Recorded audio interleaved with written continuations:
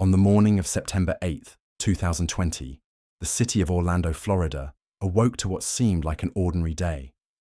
The sun bathed the streets in a warm glow as residents embarked on their daily routines.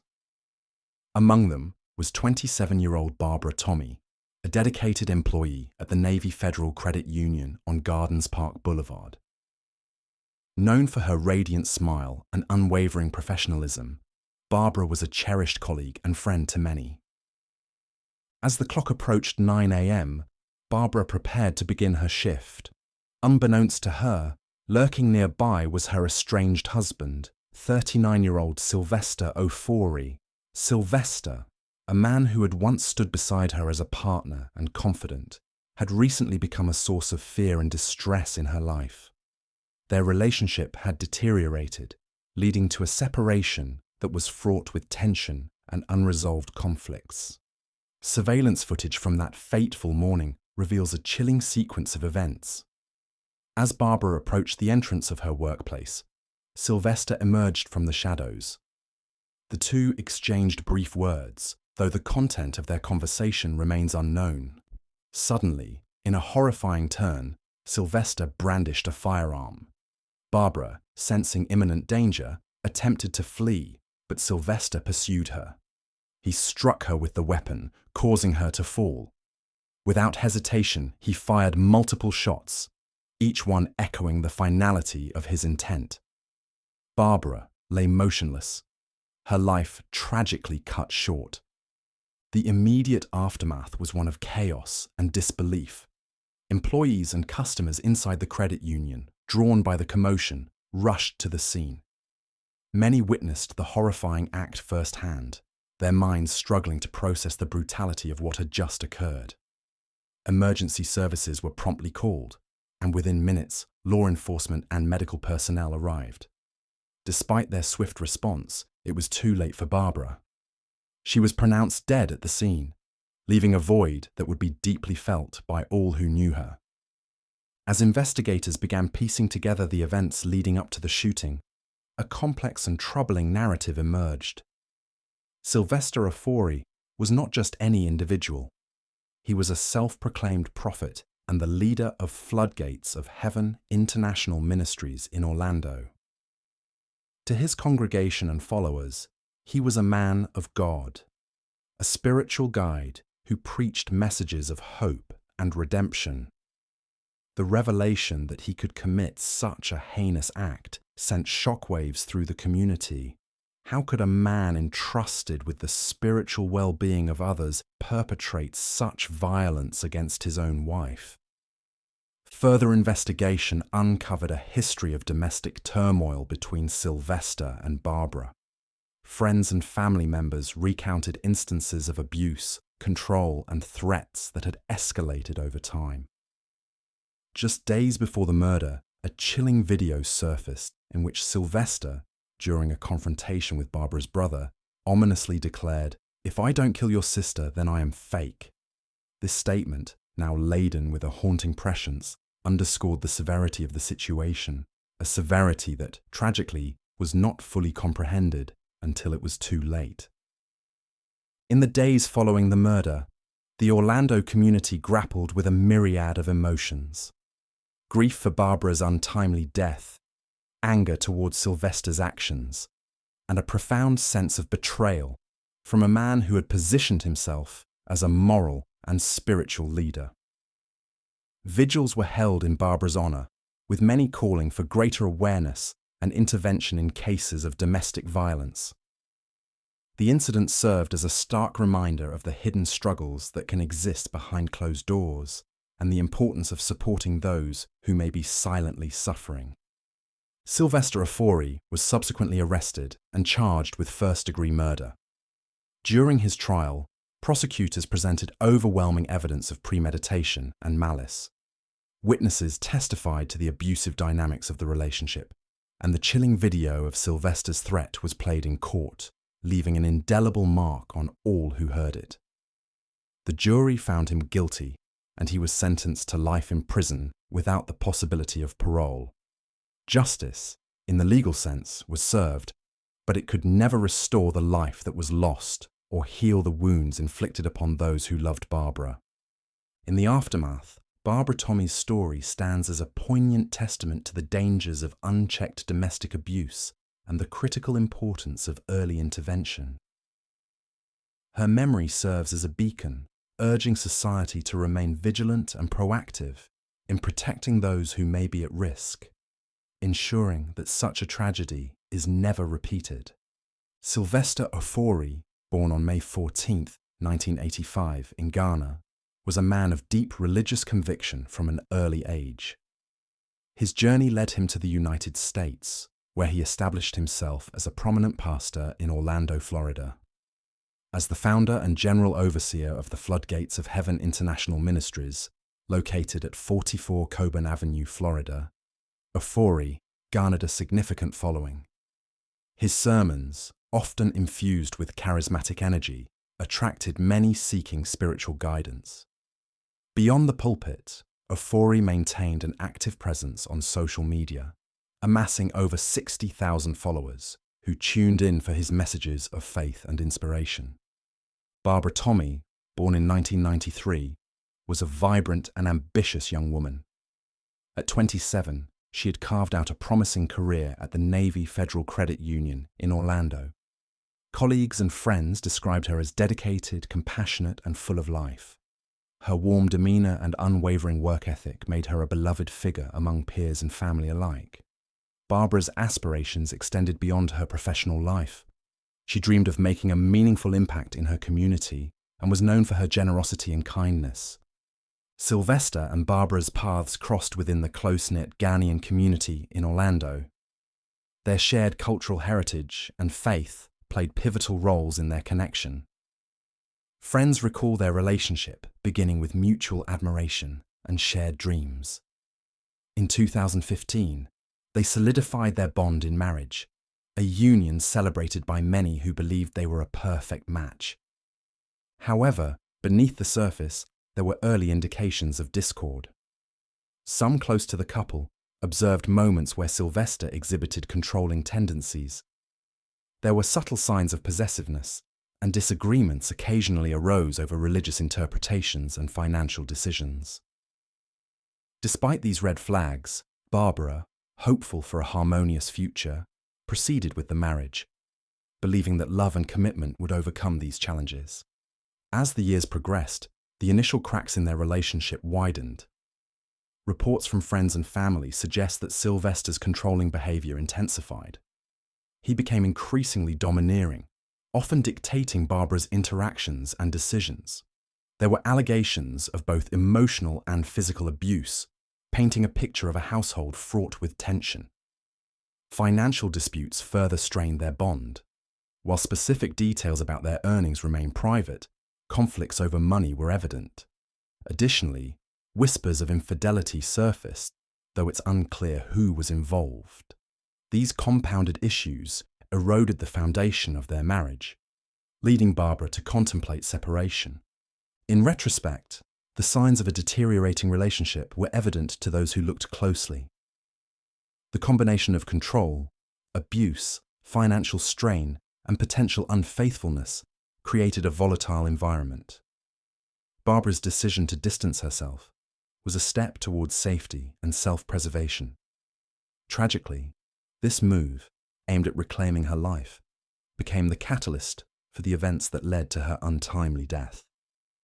On the morning of September 8, 2020, the routine hustle of the Navy Federal Credit Union on Gardens Park Boulevard in Orlando was abruptly disrupted.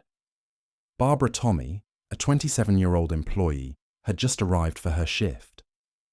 As she exited the building to move her car, she was confronted by her estranged husband, Sylvester Ofori. Surveillance footage captured the harrowing sequence. Ofori approached Barbara, and after a brief interaction, he drew a firearm and shot her multiple times. Barbara attempted to flee back inside, but Ofori's assault was relentless. He then fled the scene, leaving his wife mortally wounded. Numerous employees and customers witnessed the incident, their shock evident as they recounted the events to arriving officers. The Orlando Police Department responded swiftly, securing the area and gathering initial statements from those present. In the immediate aftermath of the shooting, law enforcement agencies launched an intensive manhunt for Ofori. Utilizing the surveillance footage and witness descriptions, they traced him to his residence. Officers approached with caution, aware of the potential danger posed by an armed suspect. Ofori was apprehended without incident at his apartment, offering no resistance during the arrest. He was subsequently charged with first-degree murder and held without bond at the Orange County Jail. During initial interrogations, Ofori exhibited a demeanor that oscillated between calm and evasive. He neither confessed nor explicitly denied the allegations, instead opting for vague statements about the events leading up to the incident. Investigators noted his reluctance to provide clear answers, prompting them to rely heavily on the mounting physical evidence and witness testimonies to build their case. The trial of Sylvester Ofori commenced in July 2024, drawing significant media attention due to the defendant's prominence as a pastor and the brutal nature of the crime. Prosecutors presented a compelling case, meticulously detailing the history of domestic violence that marred the couple's relationship. They introduced evidence of prior threats Ofori had made against Barbara, including a particularly chilling video where he declared, "If I don't kill your sister, then I am fake," underscoring his intent. Witnesses recounted previous incidents of abuse and intimidation, painting a portrait of a man whose public persona starkly contrasted with his private actions. The defense faced an uphill battle, given the overwhelming evidence. They attempted to argue that Ofori acted in self-defense, suggesting that the events of that morning were a culmination of mutual conflicts. However, this narrative failed to align with the evidence presented. The prosecution's portrayal of Ofori as a controlling and abusive partner intent on silencing his wife proved more convincing. After a 3-day trial, the jury deliberated and returned a guilty verdict for first-degree murder with a firearm. The presiding judge sentenced Ofori to life in prison, emphasizing the severity of his actions and the premeditated nature of the crime.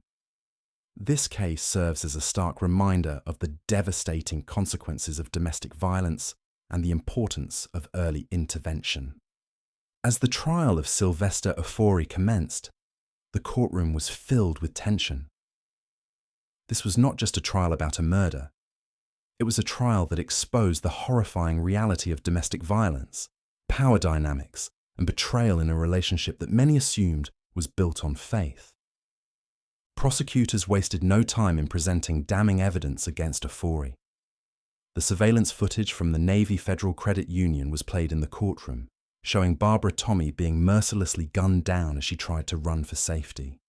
Some jurors turned away at the brutal imagery, while Barbara's family members sobbed as they relived the nightmare. The prosecution built their case methodically, ensuring the jury understood that this was a premeditated act of violence rather than a crime of passion.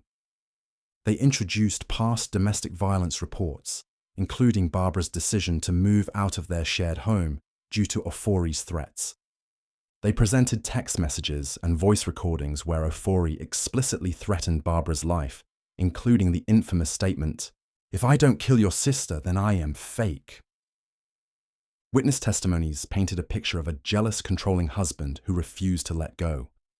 Expert witnesses testified about Ofori's psychological decline, his obsession with maintaining control over Barbara, and his need to uphold his public image as a pastor. The prosecution made it clear this was not a crime of impulse. This was an execution fueled by rage, jealousy, and Ofori's inability to accept that Barbara had left him.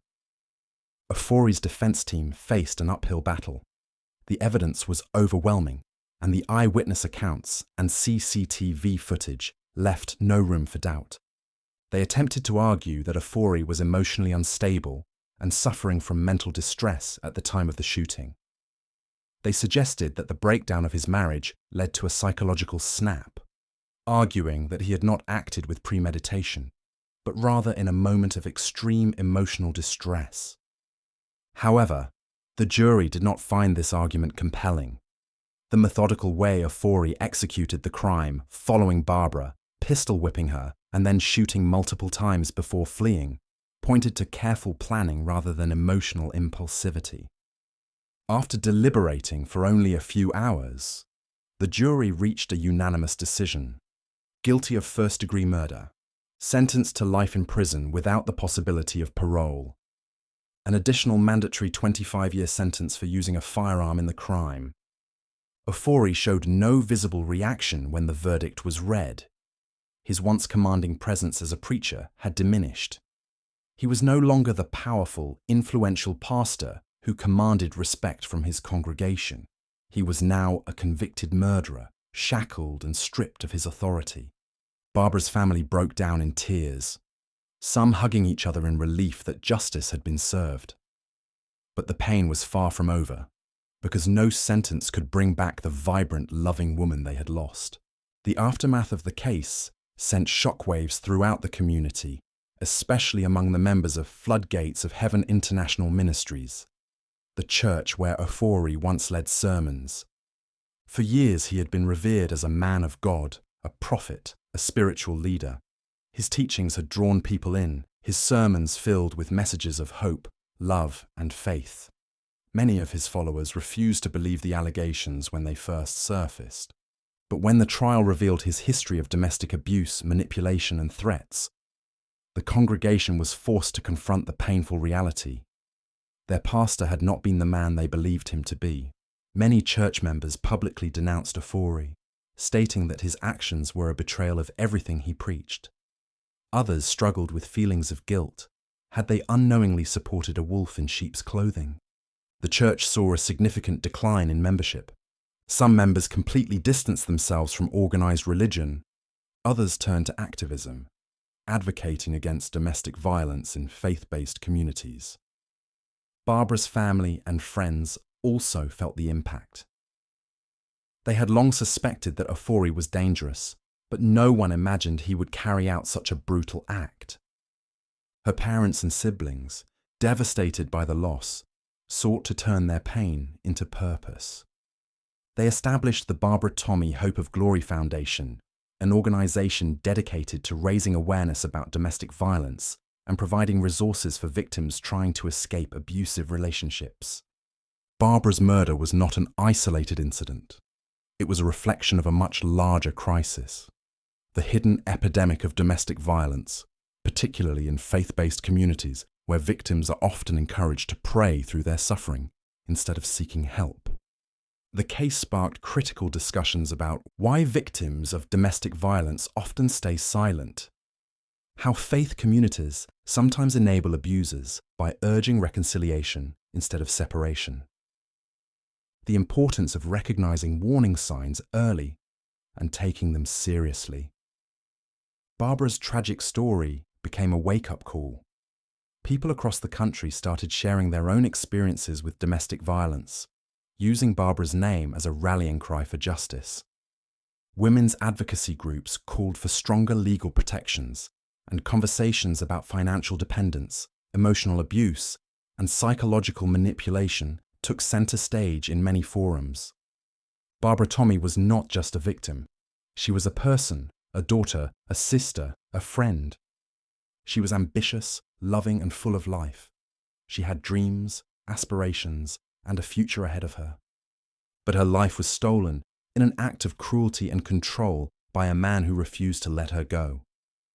Her story is now a testament to the importance of recognizing the signs of abuse and taking action before it's too late. If there is one lesson to take away from this tragedy, it is this: love should never hurt. Control is not love. No one deserves to live in fear of their partner. For anyone facing domestic violence, help is available. There are organizations, hotlines, and shelters that can provide support and safety. National Domestic Violence Hotline 1-800-79-9-SAFE. Barbara Tommey Hope of Glory Foundation, barbaratommy.org. As the world moves forward, Barbara's name will not be forgotten. Her story serves as both a tragedy and a call to action, to break the cycle of abuse, to protect those in danger, and to never ignore the warning signs. In loving memory of Barbara Tommey. Her story will continue to inspire change, ensuring that her voice was not silenced in vain.